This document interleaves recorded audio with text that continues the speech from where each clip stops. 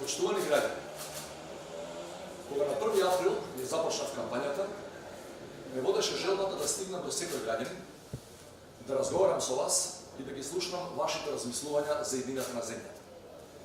Ме водеше желбата да ја пренесам до секој од вас пораката за обединување и заедништво, правда и еднаквост за сите. По стотици поминати километри, по многу часови разговори со вас, сигурен сум дека во мојата визија и политички концепт за земјата има силна подршка од огромен број граѓани. Тоа ми дава уверување дека сме на вистинскиот пат и уште поголема мотивација. На 21 април и на 5 мај имаме шанса која не смееме да испуштиме.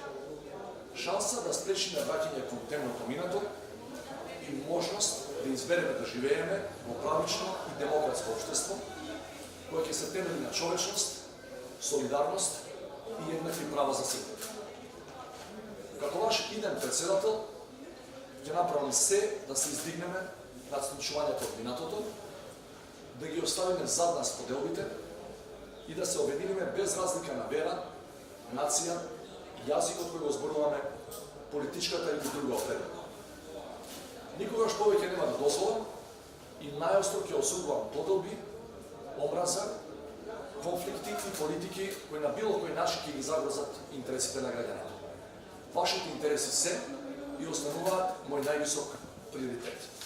Почитувани граѓани, на 21 април и 5 мај имаме можност да го направиме вистинскиот избор за нашите млади и за идните генерации.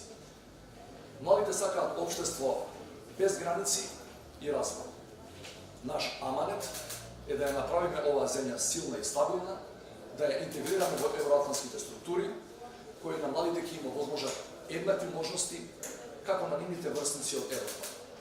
Да создадеме клима за нови инвестиции, кои ќе обезбедат економски напредок за државата, повеќе и подобро платени работни места.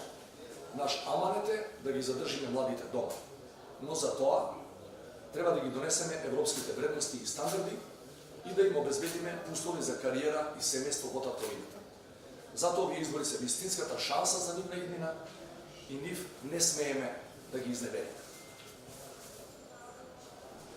Нашиот пат никогаш не бил лесен.